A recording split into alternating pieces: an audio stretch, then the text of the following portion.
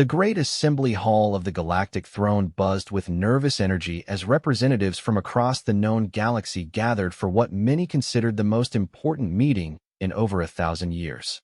Emperor Thak, a towering figure with crystalline skin that reflected the chamber's purple lighting, stood at the center of the massive circular platform. His four arms gestured dramatically as he addressed the crowd of alien dignitaries. Fellow beings of the galaxy, his voice boomed through translation devices. Today we discuss the final solution to the human problem. Murmurs rippled through the assembly. The Corvin delegation, with their wolf-like features and silver fur, nodded approvingly. The insectoid hive queens clicked their mandibles in agreement. Even the peaceful ethereal collective, beings of pure energy contained in glowing spheres, pulsed with what could only be described as satisfaction. Admiral Vextar of the Corvin military stepped forward. His scarred muzzle and battle-worn armor told the story of countless victories. Your Majesty, our combined fleets have successfully contained the human systems. They are trapped in their small corner of the galaxy, cut off from all trade routes and communication networks. A holographic display materialized above the assembly, showing the galaxy in 3 dimensions. A small cluster of star systems glowed red, isolated from the rest of the blue and green territories that belonged to the Galactic Throne's member species. 17 systems, Admiral Vextar continued, his voice filled with contempt. That's all they have left. 17 primitive worlds populated by a species that still fights with chemical propulsion weapons and metal projectiles. Laughter echoed through the chamber. The Zephyrian Council, tall blue-skinned beings with telepathic abilities, shared thoughts that translated into amused chuckles. The Mechanical Construct Collective's representatives emitted electronic sounds that served as their version of mockery. Emperor Thak raised one of his arms for silence. Tell us, Admiral, what intelligence do we have on their current capabilities? Minimal at best, Your Majesty. Vextar activated additional holographic displays showing human ships and installations. Our scouts report that they've been unusually quiet for the past 5 years. No expansion attempts, no trade missions, no diplomatic overtures. They seem to have accepted their fate. Good, said Queen Silthara of the Arachnid dynasty, her 8 legs clicking against the floor as she shifted position. Perhaps they've finally learned their place in the galactic hierarchy. The comment drew more laughter from the assembly. Humans had been the subject of ridicule ever since first contact 15 years ago. Their primitive technology, simple social structures, and aggressive tendencies had marked them as a lesser species in the eyes of the advanced galactic civilizations.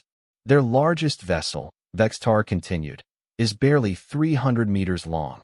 Our intelligence suggests it carries no more than 50 crew members and is armed with what they call nuclear missiles, crude fusion weapons that wouldn't scratch the hull of our smallest patrol craft.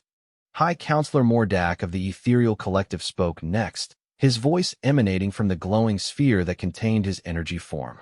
We should not underestimate any species entirely. Even the most primitive beings can pose unexpected challenges. With respect, High Counselor, Admiral Vextar replied. What challenge could they possibly present? They haven't even mastered faster-than-light communication. They still use primitive electromagnetic signals that take years to travel between their worlds. Emperor Thak nodded slowly. Nevertheless, we must proceed with caution. Our expansion into human space will be methodical and overwhelming. We cannot afford any surprises. The Emperor's aide, a slender Solani with pale green skin and large black eyes, approached and whispered something urgent in his ear. Thak's expression shifted from confident amusement to mild concern. What is it? Demanded Admiral Vextar. Our forward scouts in the human border regions have gone silent, the Emperor announced. 3 patrol groups. Last contact was 6 hours ago. A ripple of unease passed through the assembly. The Corvin Admiral's ears flattened against his skull, a sign of worry among his species. Mechanical failure, suggested General Kretok of the Saurian Empire, his reptilian features showing skepticism. Those regions have high electromagnetic interference from the local star systems. Unlikely, the Emperor replied. All 3 groups going silent simultaneously suggests either a coordinated attack or... He paused, his crystalline skin darkening slightly. "Or what, Your Majesty?" Queen Silthara asked, her multiple eyes focusing intently on the Emperor. Or they encountered something unexpected. Admiral Vextar straightened his uniform, metals clinking against his chest armor. "Your Majesty, with your permission, I'll take a battle group to investigate. Whatever primitive trap the humans have set, we'll deal with it quickly." "Granted," the Emperor said. "But take no chances. Full battle formations, maximum shields, weapons armed." As the Admiral bowed and prepared to leave, another aide rushed into the chamber. This one was a Nexari, a species known for their exceptional speed and agility. The being's normally silver skin had turned almost white with stress. "Your Majesty," the aide gasped. "Urgent transmission from the Outer Rim Defense Network. An unknown vessel has been detected moving toward the capital system." The Emperor's forearms tensed. "Specifications?" That's the problem, Your Majesty. The sensors can't get accurate readings. The ship appears to be using some form of stealth technology we've never encountered before." Murmurs of concern spread through the assembly. The Galactic Throne's sensor technology was the most advanced in known space, capable of detecting a single-person spacecraft from light years away. "Size estimates," Admiral Vextar demanded. "Unknown. The stealth technology is scrambling our sensors. However, the gravitational displacement suggests something large." Queen Silthara's mandibles clicked nervously. "How large? Possibly Dreadnought class or bigger." Silence fell over the assembly like a heavy blanket. Dreadnoughts were the largest class of warships in the Galactic Fleet. Massive vessels over 2 kilometers long, armed with planet-cracking weapons, and protected by shields that could withstand direct hits from small stars. "That's impossible," General Kretok hissed. "No species outside the throne's inner circle has dreadnought technology. The humans certainly don't." Emperor Zuyx stood motionless for several long moments, his crystalline skin cycling through different colors as he processed this information. Finally, he spoke. "Admiral, delay your border investigation. I want our entire home defense fleet activated immediately. Full battle readiness." "Your Majesty," Admiral Vextar said carefully. "Surely you don't think this is connected to the humans? Their most advanced ship couldn't even qualify as a corvette by our standards." "Perhaps," the Emperor replied. "But I've learned that when coincidences occur during times of military action, they're rarely coincidences." The Nexari aide was receiving additional transmissions through a neural implant. His silver skin grew even paler. "Your Majesty, the unknown vessel is continuing its approach. Current vector puts it on a direct course for the throne world." "Intercept time?" demanded Vextar. "At current speed, 18 hours. The Emperor began issuing rapid orders. "Contact Fleet Admiral Goran AK. I want every ship we have in the capital system battle-ready within 6 hours. Activate all planetary defense networks. And send word to our allies. If this is some kind of coordinated attack, we need to know immediately." As aides rushed to carry out these orders, High Counselor Mordak's sphere pulsed with urgent light patterns. "Your Majesty, my people's long-range psychic sensors are detecting something troubling about this approaching vessel." "What kind of troubling?" "The psychic signature is wrong. It doesn't match any known species' mental patterns. It's as if the ship itself is somehow blocking our telepathic probes." This news sent waves of real fear through the assembly. The ethereal collective's psychic abilities had been the foundation of galactic intelligence gathering for centuries. No known technology could completely block their mental probes. Admiral Vextar's tactical mind began working through possibilities. "Your Majesty, I recommend we don't wait for the vessel to reach the capital system. We should meet it at the edge of the solar system with overwhelming force." "Agreed," the Emperor said. "How many ships can we deploy?" "The Third Fleet is currently on patrol nearby. That's 250 vessels, including 4 dreadnoughts. Combined with the capital defense forces, we can field over 400 ships." Queen Silthara's 8 legs tapped an anxious rhythm on the floor. 400 ships against 1 vessel seems excessive. "Better excessive than sorry," General Kretok growled. "If this is some new weapon or alliance against us, we end it here and now." The Emperor nodded. "Do it. And, Admiral, I want every sensor array in the system focused on that ship. Whatever stealth technology they're using, I want it analyzed and countered. As the assembly began to disperse, each delegation rushing to contact their home worlds and military forces, the Emperor remained on the central platform with his closest advisors. "Do you really think this could be connected to the humans?" asked his aide. ZYX's skin had settled into a deep purple color that indicated deep thought. "The timing is too convenient. We've had them contained for years, no activity, no attempts at expansion. Now, suddenly, our border scouts disappear, and an unknown vessel appears using technology we can't identify." "But their technology level dash is what we've observed," the Emperor interrupted. "That doesn't mean it's what they're capable of. We've been monitoring their public transmissions and obvious military installations. But if they've been developing something in secret..." Admiral Vextar, who had remained to oversee the fleet deployment, looked up from his communication device. "Your Majesty, Fleet Admiral Gorenike reports ready status in 4 hours instead of 6. He's pushing his crews hard." "Good. What about our intelligence networks? Any word from our spies in human space?" The Admiral's expression darkened. "That's another problem, Your Majesty. We haven't heard from any of our intelligence assets in human territory for over 2 weeks. We assumed it was just communication difficulties due to the interference, but now it looks like they've been systematically eliminated," the Emperor finished. The implications were staggering. The Galactic Throne had spent years establishing spy networks throughout human space. These weren't just passive observers, but active intelligence operations with deep cover agents, surveillance satellites, and monitoring stations.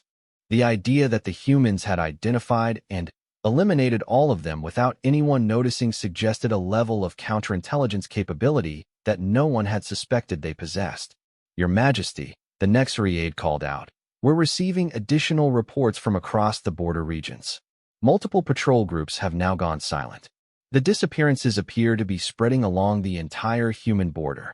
Emperor ZYXTHAC felt a chill that had nothing to do with the temperature in the chamber. A pattern was emerging, and it wasn't one he liked.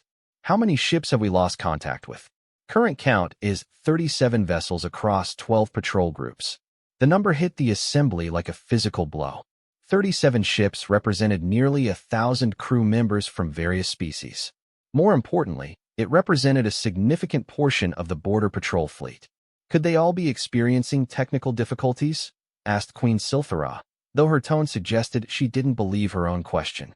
Admiral Vextar was studying tactical displays on his portable command unit. "The probability of simultaneous technical failures across this many vessels is essentially 0. We're looking at either a coordinated attack or what?" demanded General Kretok. "Or some kind of new weapon system that can disable our ships without us even detecting the attack." The chamber fell silent again as the implications sank in. The Galactic Throne's military superiority had been unquestioned for over a millennium. Their ships were faster, better armed, and more heavily shielded than anything else in known space. The idea that some unknown force could be systematically destroying their fleets without detection was nearly incomprehensible. "Your Majesty," High Counselor Mordak's voice carried a note of genuine concern. "My people are reporting additional psychic disturbances. Whatever is blocking our probes near the unknown vessel, the effect appears to be spreading." "Spreading how?" "We're losing psychic contact with our operatives throughout this entire sector of space.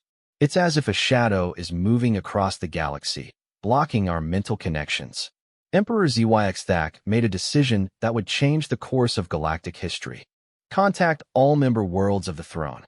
I'm declaring a state of galactic emergency. All military forces are to be placed on highest alert. Any ships that can reach the capital system within 48 hours are to do so immediately." "Your Majesty," Admiral Vextar said carefully, "such a mobilization will leave our frontier worlds vulnerable. If this is a diversion for a larger attack then we'll deal with that when it happens. Right now, I want every weapon we have pointed at whatever is approaching our capital." As orders went out across the galactic communication networks, the mysterious vessel continued its steady approach toward the heart of the Galactic Throne. In 18 hours, they would have their answers. What none of them suspected was that those answers would shatter everything they thought they knew about humans, about warfare, and about their own place in the cosmic order. The age of human containment was about to end in the most spectacular way imaginable.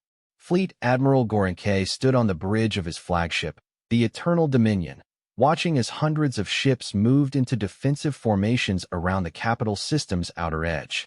The massive dreadnought's bridge offered a panoramic view of space through reinforced crystalline viewports, and what he saw should have filled him with confidence. 412 vessels formed a defensive wall that stretched across multiple astronomical units. Dreadnoughts, battleships, cruisers, destroyers, and support craft all moved in perfect coordination, their combined firepower capable of sterilizing entire star systems. It was the largest gathering of military force in galactic history, assembled in less than 12 hours. Yet Admiral Goran AK felt uneasy. "Sir," called out his sensor officer, a young Zephyrian whose blue skin was pale with stress. "The unknown contact is maintaining course and speed. Estimated time to sensor range, 47 minutes. Any change in its stealth characteristics?" "None, sir. We still can't get accurate size or configuration readings. The gravitational displacement readings suggest massive size, but the energy signature is unusual." Goran AK turned to his communications officer. "Status report from the border regions?" The Corvin officer's ears were flat against his head as he replied, "Admiral, we've now lost contact with 68 ships along the human border. The disappearances are accelerating." 68. The Admiral's four stomachs churned with worry. That represented over 2,000 crew members and nearly 20% of the border patrol fleet. Any distress signals? Debris fields? Any indication of what's happening to them? "Nothing, sir. They simply stop responding. Long-range sensors show no evidence of battle damage or wreckage. The ships appear to just vanish from our detection grid." Admiral Goran AK had commanded galactic fleets for over 2 centuries. He'd fought pirates, rebellious colonies, and territorial disputes with neighboring galactic powers. But he'd never encountered anything like this systematic elimination of military assets without any evidence of conflict. "Sir," the sensor officer called out urgently, "I'm reading multiple new contacts emerging from hyperspace. Distance, they're appearing right at the edge of human space." The main tactical display updated to show dozens of new contacts materializing along the border between human territory and galactic throne space. Unlike the mysterious vessel approaching the capital, these new contacts were broadcasting clear identification signals. "Configuration?"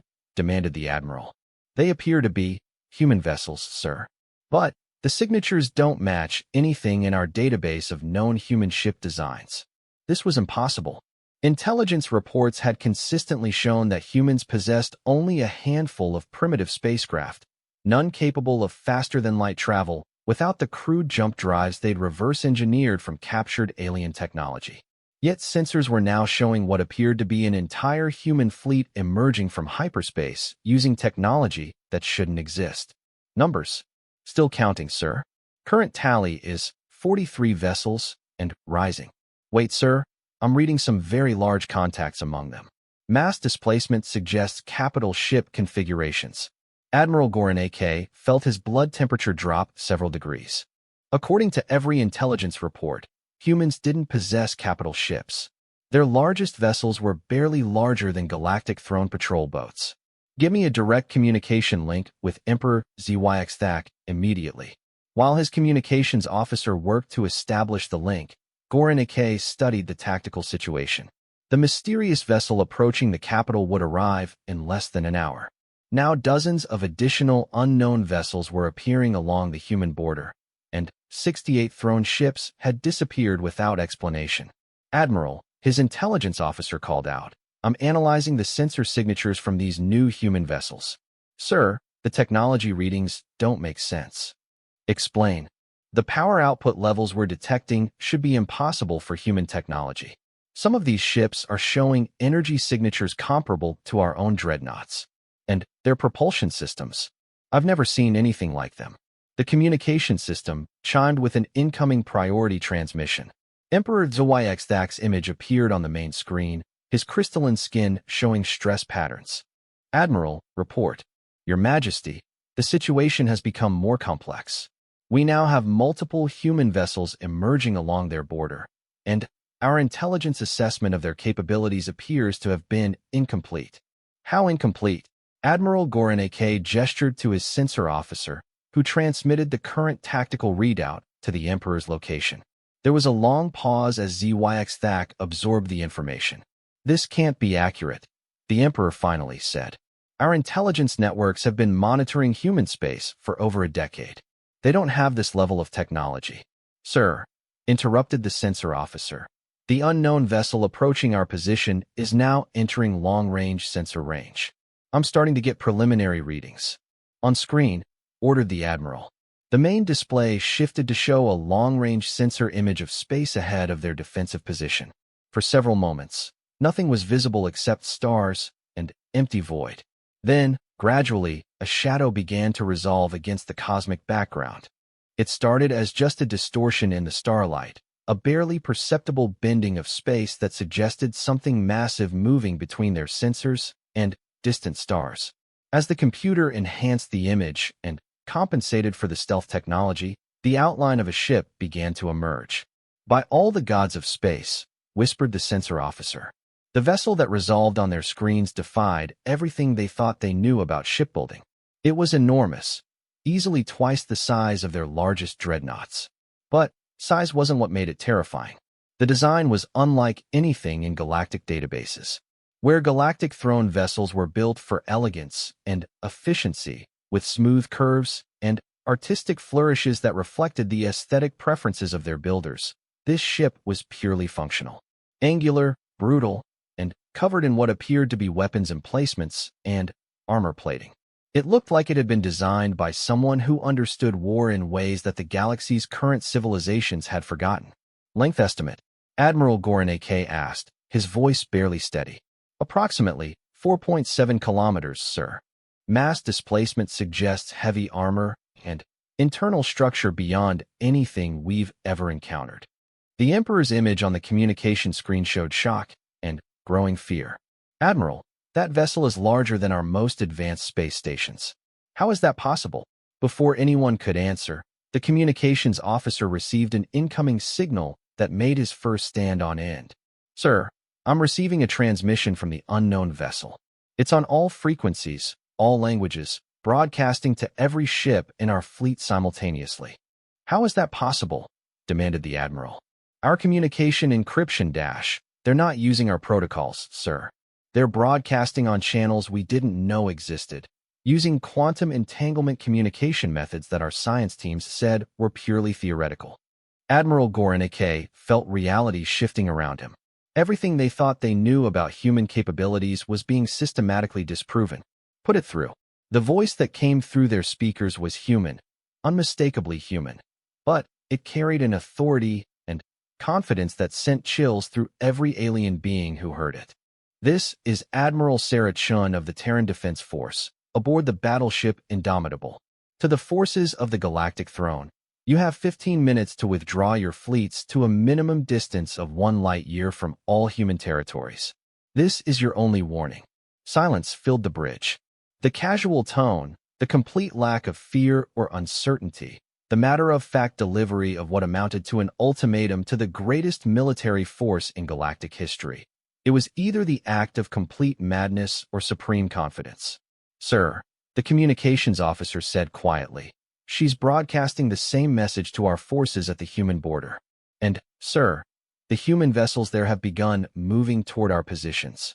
Admiral Goranake opened a channel to respond. This is Fleet Admiral Goranake of the Galactic Throne Defense Force.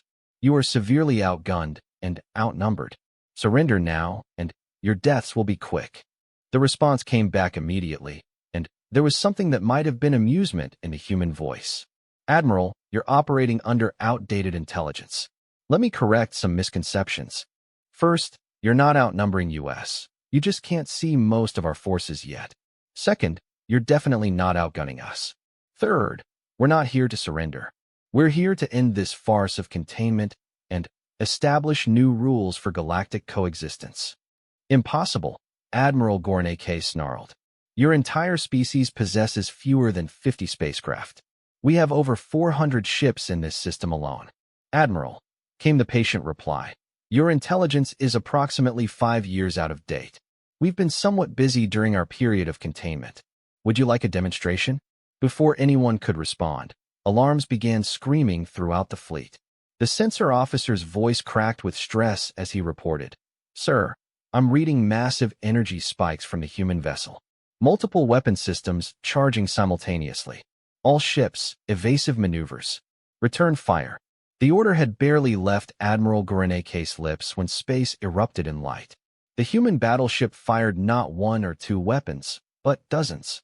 Beams of coherent energy that burned like miniature stars lanced out across the void, followed by projectiles that moved at significant fractions of light speed. What followed shattered every assumption about human military capabilities. The human weapons didn't just penetrate Galactic throne shields. They went through them as if they didn't exist. Ships that had been considered invulnerable found their hulls being torn apart by weapons that operated on principles the galaxy's best scientists didn't understand. Return fire. Admiral Gorenike screamed. The combined firepower of over 400 ships focused on the single human vessel.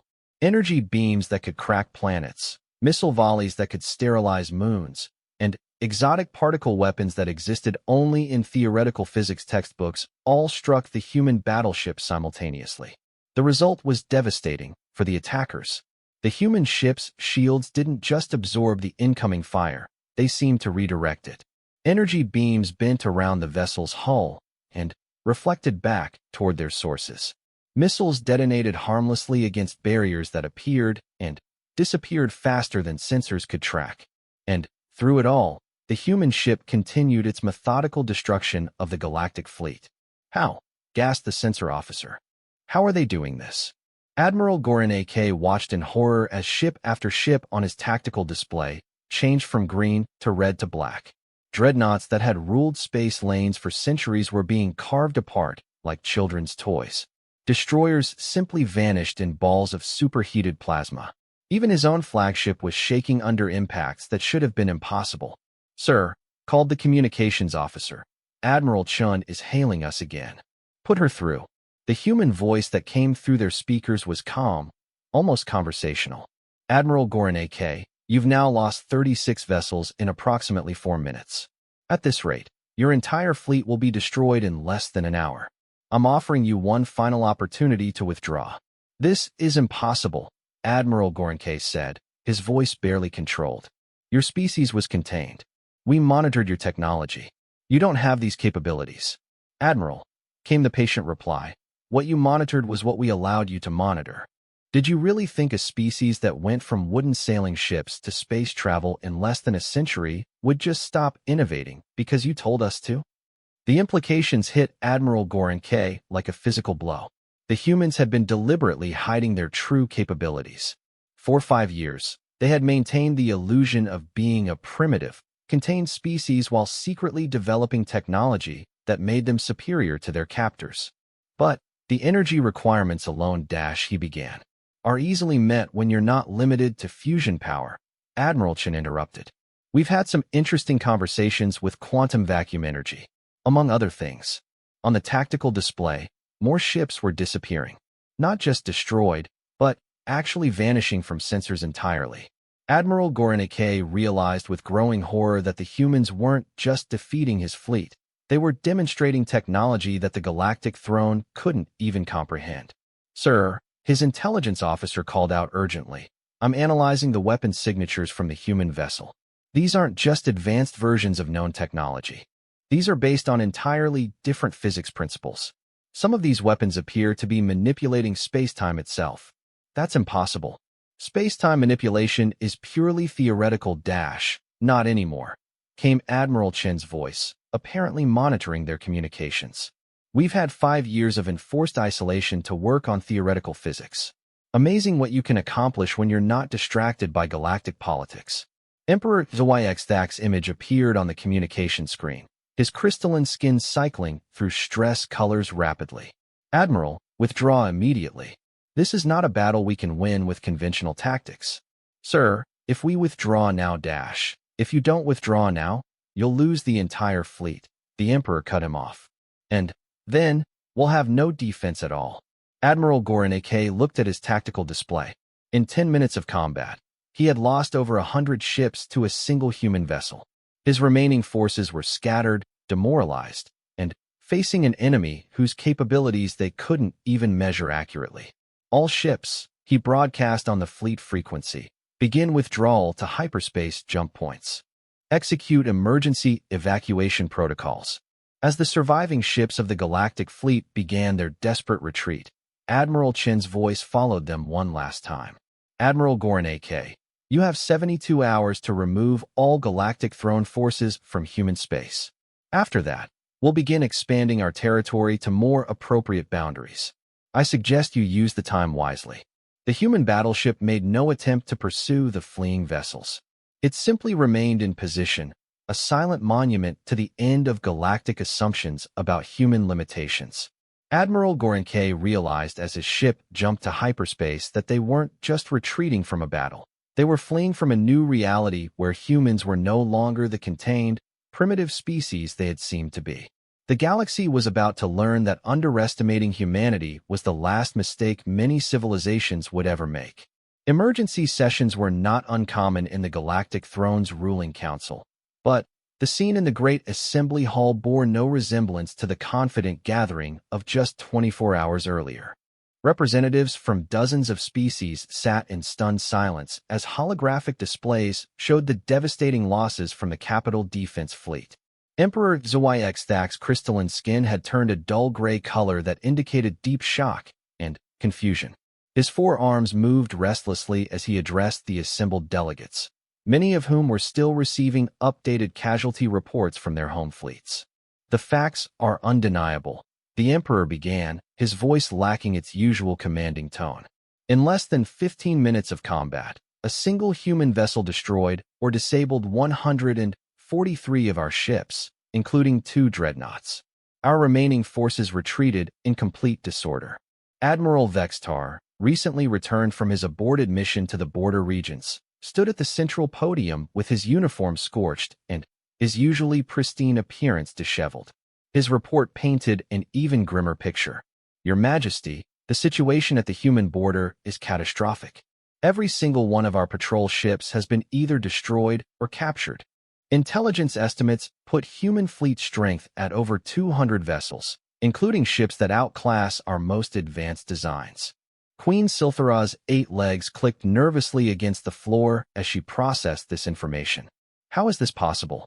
Our intelligence networks have been monitoring human space for over a decade. Where did they get this technology? That's what we need to determine, replied High Counselor Mordak, his energy sphere pulsing with agitated light patterns. My people's psychic probes are still being blocked throughout human space. Whatever they're using to shield their thoughts, it's more sophisticated than anything we've encountered. General Kretok of the Saurian Empire rose from his delegation's seating area, his reptilian features showing barely controlled rage. This discussion is premature, so they achieved a surprise victory with some new weapons. Once we mobilize our full military might, these upstart humans will learn their place. The statement drew murmurs of agreement from several delegations, but Emperor Loyexthak's response silenced them. General, our full military might consists of approximately 8,000 vessels spread across a galaxy spanning thousands of light years. Based on what we've observed, the humans now possess technology that makes our ships effectively obsolete. Simple numbers may not be enough. The Emperor activated a holographic display showing sensor recordings from the battle. The assembled delegates watched in horrified fascination as the human battleships systematically destroyed ships that had been the pride of galactic engineering. Observe the weapons. ZYXTHAC pointed to specific moments in the recording. These energy beams are operating at coherence levels we consider impossible. The projectile weapons appear to be accelerating masses to relativistic speeds without the massive energy requirements our physics predict. And their defensive systems. The display focused on moments when Galactic Throne weapons struck the human vessel. Instead of the expected shield interactions, the incoming fire simply disappeared. Our Science Council has analyzed these recordings, the Emperor continued. Their preliminary conclusion is that the humans have developed technology based on physics principles we don't understand. Possibly principles we haven't even discovered yet. A Zephyrian delegate with particularly large cranial ridges indicating advanced telepathic abilities stood to speak. Your Majesty, if I may suggest, perhaps we should consider diplomatic solutions. If the humans have become this advanced, perhaps containment was unwise. The suggestion sent shock waves through the assembly. For over 1,000 years, the Galactic Throne had maintained order through superior military force. The idea of negotiating with a species they had previously contained was unprecedented. Admiral Vextar's scarred muzzle showed his teeth in what his species considered an expression of contempt. Diplomacy with primitives? They're still the same aggressive, violent species they were 15 years ago. Give them an advantage, and they'll try to conquer the entire galaxy. With respect, Admiral, came a new voice from the chamber's entrance. You're basing that assessment on outdated assumptions. Every head turned toward the speaker, a human figure walking calmly down the central aisle. The figure was tall by human standards, wearing what appeared to be a simple blue uniform with no visible weapons or protective gear. Most shocking of all, none of the chamber's security systems had detected the intrusion. Emperor Zhuai-Xthak's skin flashed through several color cycles indicating extreme alarm. Guards, how did you get past our security? The human smiled politely and continued walking toward the central podium. Your Majesty, when you have technology that can make an entire battleship effectively invisible, getting past security systems becomes relatively straightforward. My name is Ambassador Sarah Mitchell of the Terran Diplomatic Corps. I'm here to discuss terms for ending this conflict. Security forces were already converging on the human, weapons drawn, and energy shields activated. The ambassador raised one hand in a peaceful gesture. I wouldn't recommend hostile action, she said calmly. My government would consider any attack on a diplomatic representative to be an act of war. And, as you've recently discovered, humanity takes acts of war quite seriously. Admiral Vextar drew his sidearm, a plasma weapon capable of vaporizing most known materials. You're surrounded, human. Surrender immediately. Ambassador Mitchell looked around at the dozens of weapons pointed in her direction and actually chuckled. Admiral, do you remember what happened the last time you pointed weapons at humans? I believe you lost over 100 ships. This time you don't have a battleship to protect you, Vextar snarled. Don't I? The ambassador touched a device on her wrist, and, suddenly, the air around her shimmered. What materialized was a personal shield system that made individual soldiers effectively invulnerable to most known weapons. We've miniaturized quite a few of our technologies. Emperor Zhuai-Xthak raised all four arms in a gesture for calm. Ambassador Mitchell, while your dramatic entrance has made your point about human capabilities, this is still a violation of diplomatic protocol. Ambassadors are invited, not self-appointed. Under normal circumstances, Your Majesty, you would be correct. However, these are not normal circumstances. Your empire has maintained an illegal blockade of human space for 5 years, preventing us from establishing formal diplomatic relations with the wider galaxy. We're simply correcting that oversight. The Emperor's skin cycled through colors indicating rapid thought processes. What exactly are you proposing? Ambassador Mitchell activated her own holographic display system, projecting images into the center of the chamber. The delegates found themselves looking at star charts showing the current galactic territories. The current situation is unsustainable, she began in the tone of someone giving a university lecture. Humanity has been confined to 17 star systems while possessing the technology and population to sustainably occupy several hundred. Meanwhile, the Galactic Throne controls territories spanning thousands of systems, many of which are barely populated or utilized. Those territories were claimed through legitimate expansion over centuries, protested Queen Silthara. And we're not questioning your historical claims, the ambassador replied smoothly. We're simply proposing a more equitable distribution of space based on current realities rather than past assumptions. The holographic display zoomed in to show specific regions along the human border. Humanity requires immediate access to approximately 100 star systems in this sector. These are primarily uninhabited systems with resources we need for continued development. The chamber erupted in outraged voices from dozens of species. The systems the human was claiming included some of the throne's most valuable mining operations, and strategic positions. Impossible, General Kretok roared. Those systems belong to sovereign members of the throne. We will never surrender them to invaders. Ambassador Mitchell's expression remained pleasant, but there was something steel-hard in her eyes. General, I think you misunderstand the situation. We're not asking for permission. We're informing you of reality. Those systems are now under human control. Your choice is whether this transition happens peacefully or through continued military action. Admiral Vextar stepped closer to the human ambassador, his plasma weapon still drawn. You're bluffing. One battleship, no matter how advanced, can't control 100 star systems. The ambassador smiled again, and this time there was definitely amusement in her expression. Admiral, you're still thinking in terms of the technology you understand. Let me show you something. She touched another control on her wrist device, and the chamber's main display screens lit up with real-time images from across the galaxy. The delegates found themselves looking at human ships, not the primitive vessels they remembered, but sleek, powerful warships, already in position around the systems the ambassador had claimed. How? Whispered High Counselor Mordak. These images show ships thousands of light years apart. No fleet could move that quickly.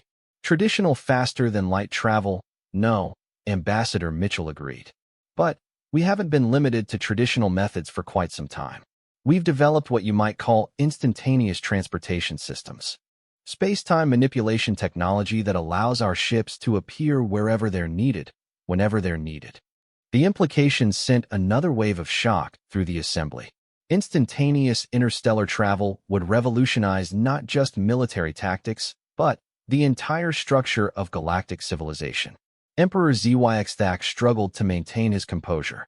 Even if what you say is true, the galactic throne represents hundreds of allied species and thousands of worlds. Surely you don't believe humanity can simply dictate terms to the entire galaxy. Not to the entire galaxy, no, the ambassador replied. Only to those who choose to remain hostile. We have no quarrel with species that are willing to coexist peacefully. But the era of human containment is over. We will take our place as equals in galactic civilization, whether the current power structure approves or not. Admiral Vextar's weapon remained pointed at the human. And if we refuse your demands? Ambassador Mitchell's pleasant demeanor never wavered. Then, we'll continue expanding our territory until we have what we need. Your choice is whether you want to negotiate the boundaries or have them imposed through military action. You're talking about war, Queen Siltharos said, her voice barely above a whisper. No, Your Majesty, the ambassador corrected. War implies conflict between roughly equal forces.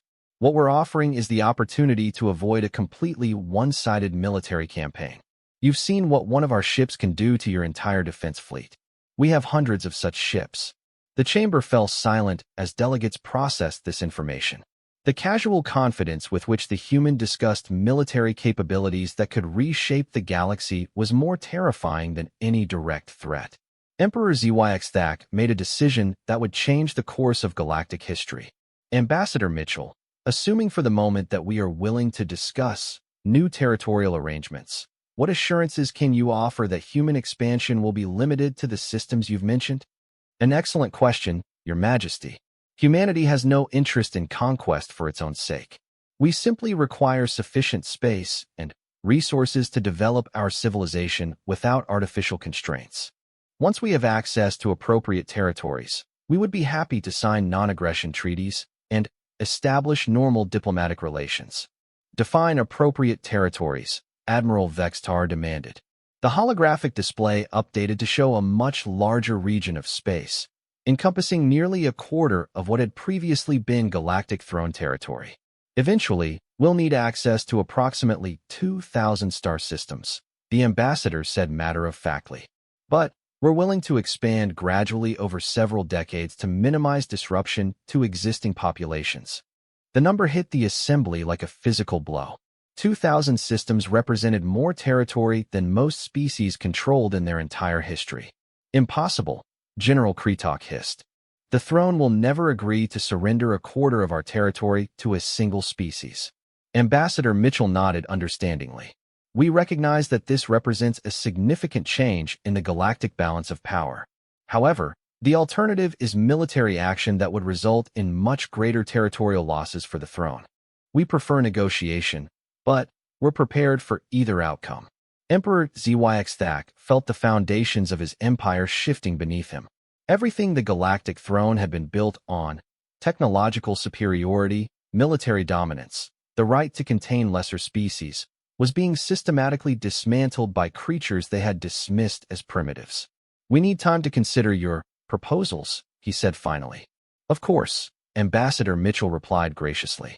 "You have 72 hours to withdraw all throne forces from the 100 systems we've identified as immediately necessary. After that, we'll begin our expansion whether you agree to it diplomatically or not." As the human ambassador prepared to leave, Admiral Vextar made one final attempt to salvage some dignity from the situation. "Human, you may have superior technology for now, but remember that civilizations rise and fall. Your advantage won't last forever." Ambassador Mitchell paused at the chamber's exit and looked back with what might have been sympathy. "Admiral, you're absolutely right. Technological advantages are temporary. That's why we're offering the galaxy a chance to adapt peacefully to new realities rather than simply imposing them through force. The universe is vast enough for all of us to prosper, but only if we're willing to abandon outdated assumptions about who deserves what share of it." With that, she vanished as suddenly and quietly as she had appeared, leaving the most powerful governing body in the galaxy to contemplate the end of everything they had believed about their place in the cosmos. The War Council meeting that convened 6 hours after Ambassador Mitchell's departure was unlike anything in the Galactic Throne's history. Emergency protocols had been activated, and military commanders from across the galaxy were participating through quantum communication networks that allowed real-time strategy sessions across thousands of light years.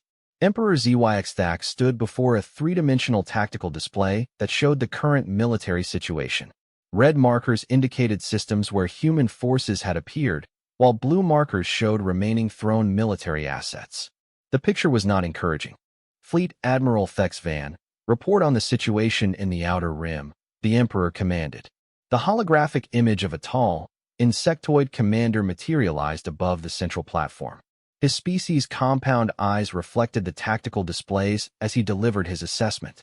"Your Majesty, human forces have appeared in 47 systems simultaneously. Our local commanders report that the human ships are not engaging in direct combat unless fired upon, but they are systematically disabling our mining operations and orbital facilities." "Casualties?" asked Admiral Vextar. "Surprisingly minimal, sir. The humans appear to be using some form of selective targeting that disables our equipment without harming personnel. However, they are making it clear that our presence in these systems is no longer welcome." General Kreetalk's reptilian features showed confusion. "They're not killing our people? What kind of invasion is this?" "It's not an invasion," came a new voice from across the chamber. Dr. Yilthara, the throne's chief xenobiologist, had been analyzing human behavior patterns since the crisis began. "It's a demonstration of capability combined with what appears to be genuine restraint. They're showing us that they could eliminate our forces entirely, but they're choosing not to." Emperor Zyxthak's skin color shifted to deep purple, indicating intense thought. "Doctor, what's your assessment of human motivations?" "Fascinating, Your Majesty. Most species that achieve technological superiority tend toward either complete dominance or isolationist policies. The humans seem to be pursuing a third option, forced integration as equals. They want to join galactic civilization, not destroy or control it." Admiral Vextar's scarred muzzle showed skepticism. "Doctor, with respect, humans are known for their aggressive tendencies. How do we know this isn't simply the opening phase of a larger conquest?" Before Dr. Yilthara could respond, the chamber's communication systems activated with an urgent priority signal. The image of Captain Zorthek appeared, broadcasting from a research station in one of the recently occupied systems.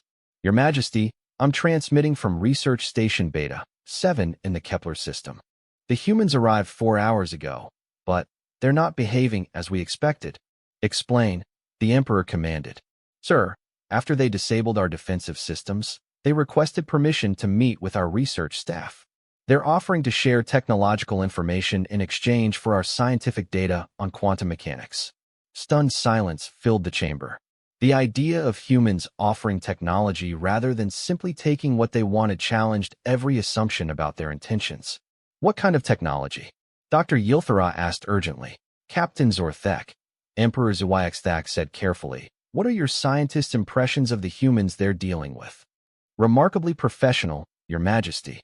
They're clearly more advanced than us technologically, but they seem genuinely interested in collaborative research rather than simply taking our data. One of their scientists mentioned that they believe galactic scientific progress has been limited by the current political structure. Admiral Vextar stepped closer to the communication display. Captain, are you being held against your will? Not at all, sir. The humans made it clear that any personnel who wish to leave are free to do so. About half our staff has chosen to stay and participate in the joint research project they've proposed. Emperor Zuyxthak exchanged glances with his advisors.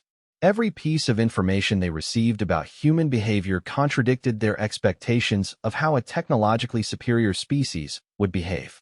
Sir, called out the chamber's intelligence coordinator, a Nexari whose silver skin was showing stress patterns.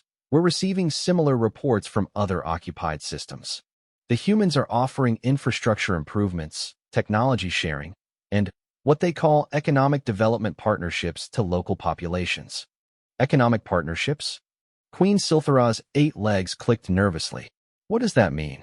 According to the reports, they're proposing to upgrade existing mining and manufacturing facilities using their advanced technology, with profits shared between human and local workers. They're also offering employment opportunities for beings who want to work with their expansion teams. General Kreetalk's reptilian features showed complete bewilderment. This makes no sense. Conquerors don't offer employment to their victims. Dr. Yilthara stepped forward, her scientific mind working through the implications. Unless they're not conquerors in the traditional sense. Your Majesty, I believe we may be witnessing something unprecedented in galactic history. A technologically superior species that genuinely wants to integrate with existing civilizations rather than dominate them. But why? Admiral Vextar demanded. What do they gain from this approach? The question was answered by an unexpected source. The chamber's main communication system activated with a transmission request from Ambassador Mitchell. Your Majesty, her voice came through the speakers. I hope you'll forgive the interruption, but I've been monitoring your discussion and I think I can provide some clarity on human motivations. Emperor Zuyxthak's crystalline skin flashed through several color cycles. Ambassador, monitoring secure military communications is an act of espionage. Only if the communications are actually secure, she replied with what sounded like amusement. Your quantum encryption is impressive, but we developed quantum decryption several years ago. However, you raise a good point about diplomatic courtesy. Would you prefer that I request formal permission before participating in discussions about my species? The casual admission that humans could monitor their most secure communications sent another wave of shock through the War Council. But Emperor Zuyxthak recognized that they needed answers more than they needed to maintain the illusion of security. Ambassador, you may participate in this discussion. But I want a straight answer. What does humanity actually want? What we've always wanted, Your Majesty, the opportunity to grow and develop without artificial limitations. For 5 years, you've kept us contained in 17 systems while the galaxy spans millions of habitable worlds. We've reached the point where continued growth requires more space. But why not simply take what you want by force? General Kreetalk asked. You clearly have the military capability. General, that's a fascinating question. Let me answer it with another question. What happens after we've conquered the galaxy through military force? You rule it. And then what? We spend the next 1,000 years as an occupying force, suppressing rebellions, and maintaining control through fear? That's not a civilization we want to build. We prefer partnership to domination. Dr. Yilthara leaned forward with scientific curiosity. Ambassador, from a xenobiological perspective, this approach is highly unusual. Most species that achieve technological dominance become either aggressive expansionists or complete isolationists. Humans seem to be pursuing a third path. Doctor, perhaps that's because we learned some important lessons during our own development. Humans spent thousands of years conquering each other through military force. We discovered that conquest without consent creates endless cycles of rebellion and instability. Cooperative expansion is much more sustainable in the long term. Emperor Zhyxthak found himself genuinely curious about human reasoning. But surely you understand that the current galactic order exists because it works. The throne has maintained peace and stability for over a millennium. With respect, Your Majesty, the throne has maintained control through technological superiority and the threat of force. That's not the same thing as peace. Real peace comes from mutual benefit and shared goals, not from fear of consequences. Admiral Vextar growled with frustration. So what you're proposing is the complete restructuring of galactic civilization to accommodate human expansion. Not complete restructuring, Admiral. More like modernization. The galaxy has resources sufficient to support dozens of major civilizations at technological levels far beyond what currently exists. But the current political system limits scientific advancement and economic development to maintain existing power structures. The ambassador's holographic image appeared in the center of the chamber, showing star charts with potential development scenarios. Look at these projections, she continued. With unrestricted scientific collaboration and economic development, the galaxy could support populations 20 times larger than current levels, all at higher standards of living than most species currently enjoy. And humans would control this expanded galaxy. Queen Silthara asked suspiciously. Humans would participate in it as equals with every other species. The goal isn't human dominance, it's galactic prosperity. Dr. Yilthara studied the projections with growing excitement. Ambassador, these development models assume technological advancement rates far beyond current capabilities. What makes you think such progress is possible? Doctor, what makes you think it's not? Humans went from primitive agriculture to interstellar travel in less than 10,000 years. We achieved faster-than-light flight in less than a century.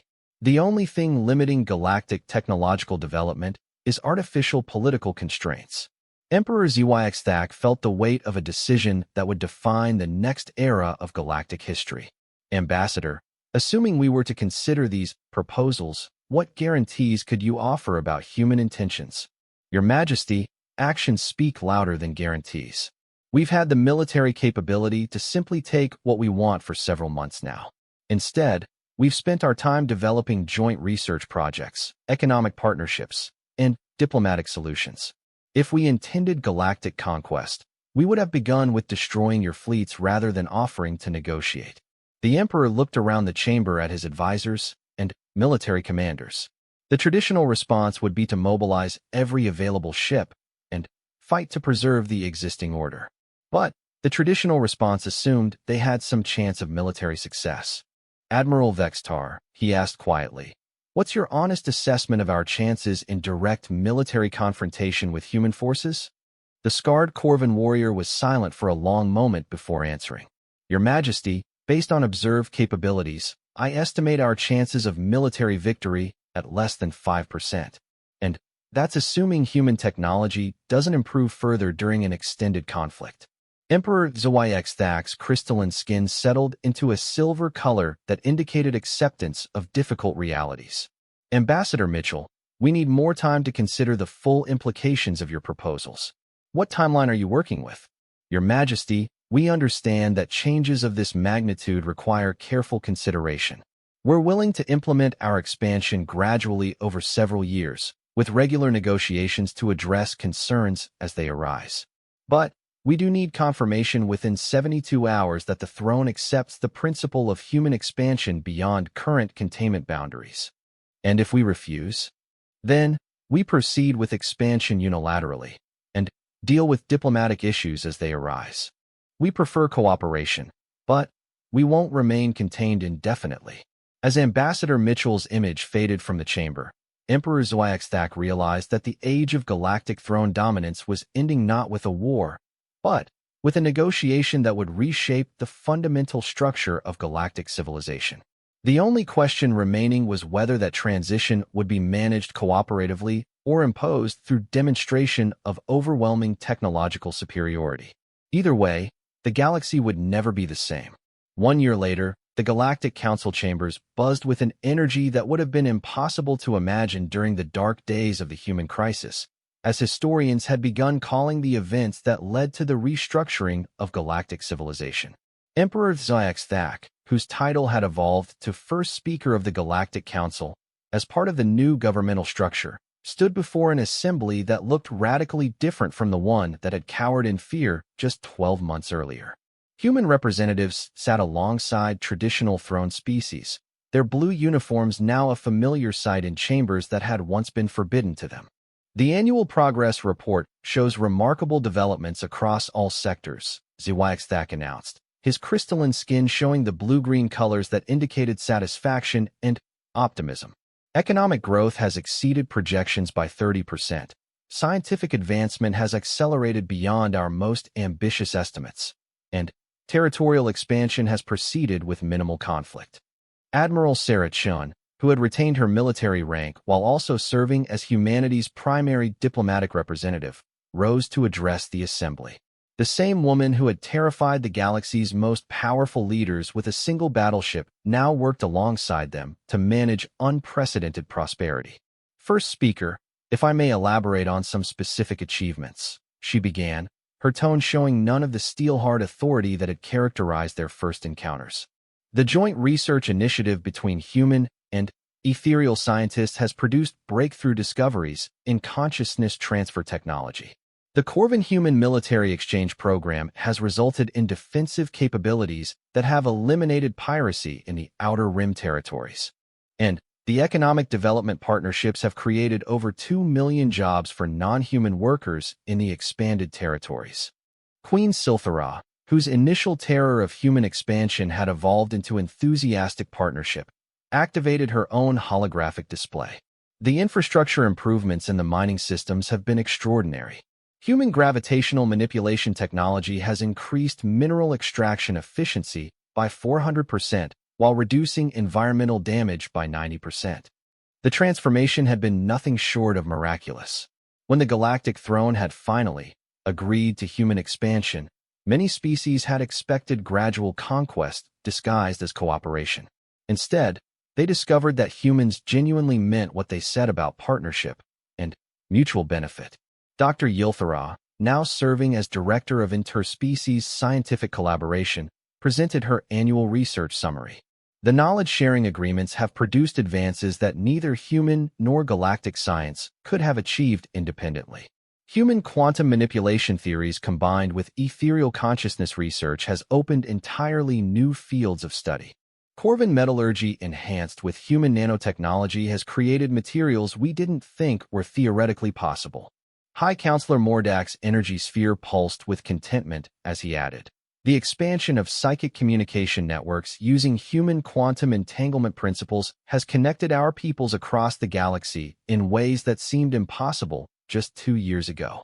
The barriers that once separated our species have become bridges for unprecedented cooperation. Emperor Xiaxthak gestured toward the massive view screen that dominated one wall of the chamber. It showed a real-time map of the galaxy with thousands of markers indicating joint projects, shared research facilities, and cooperative settlements.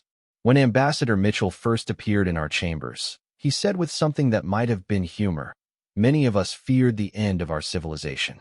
Instead, we discovered the beginning of something far greater than what any of our species had achieved alone." Admiral Chun smiled at the memory. First Speaker, I think we all learned important lessons about the dangers of assumptions. You assumed humans were primitive and contained. We assumed you would never willingly share power or resources. Both assumptions nearly led to unnecessary conflict. General Kreetok, whose initial opposition to human expansion had evolved into grudging respect and, then, genuine admiration, stood to address the assembly. Admiral Chun, your species' restraint during that crisis saved countless lives on all sides.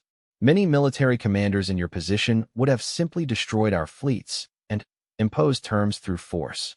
General, humanity learned long ago that victories achieved through pure force tend to be temporary. Sustainable progress requires willing partnership, not reluctant submission. Dr. Yilthara activated additional displays showing comparative development statistics. The numbers speak for themselves. In 1 year of cooperation, we've achieved technological advances that would have taken decades under the old system. Scientific collaboration between species with different perspectives and capabilities has accelerated discovery beyond anything in galactic history. Fleet Admiral Gorenike, whose devastating defeat at human hands had initially seemed like a career-ending disaster, now commanded joint fleets that were exploring previously unreachable regions of the galaxy. The military integration has been equally successful. Human space-time manipulation technology combined with our traditional fleet formations has made deep space exploration practical for the first time. We're discovering new worlds weekly. And the economic benefits extend beyond simple resource extraction, added Queen Silthara. Human manufacturing technology has reduced the cost of essential goods by 70% while creating entirely new industries that employ workers from dozens of species.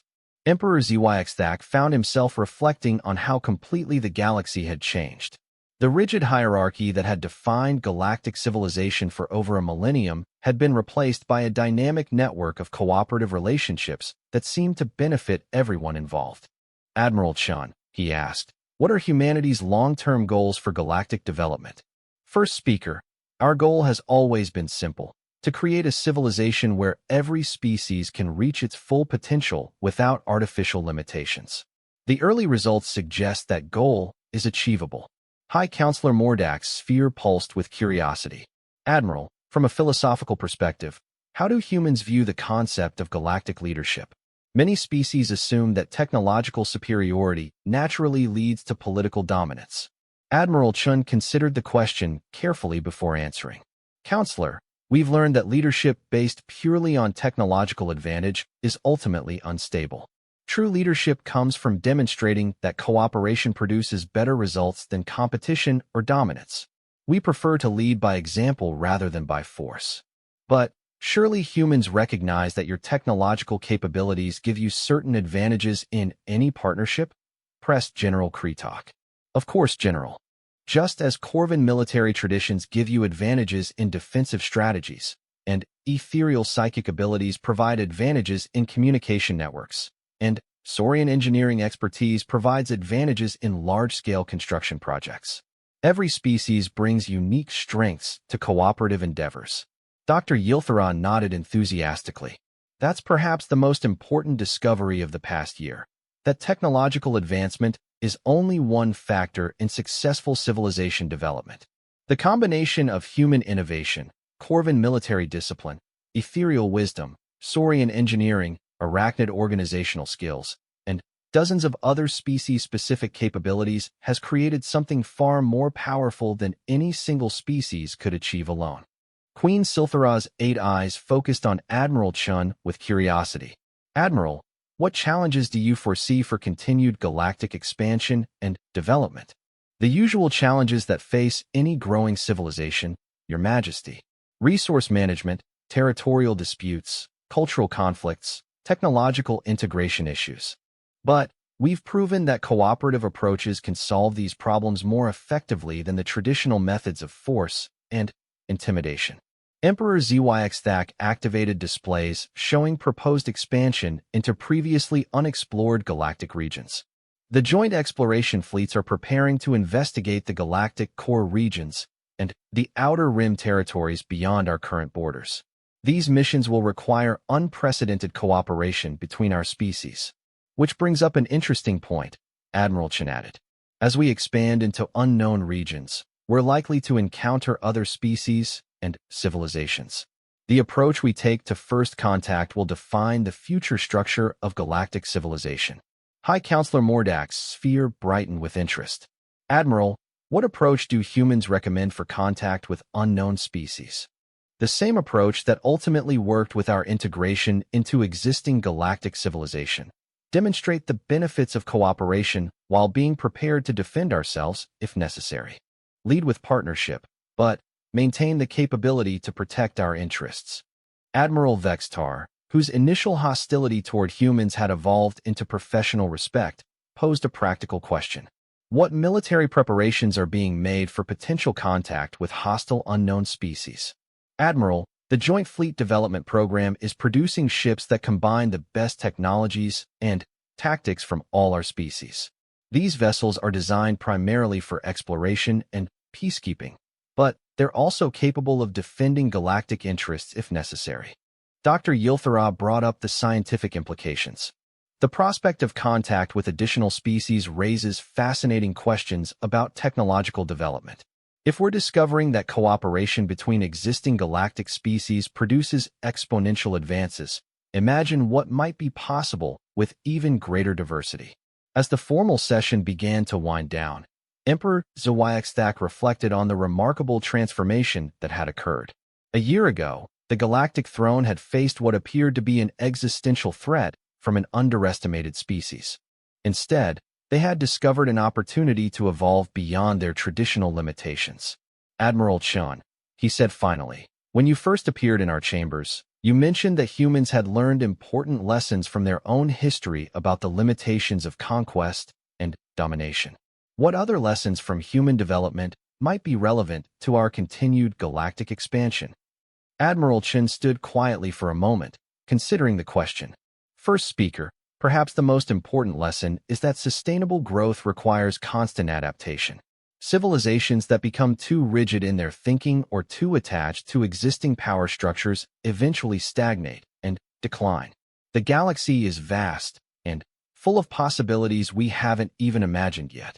Our success will depend on our ability to remain flexible and open to new ideas.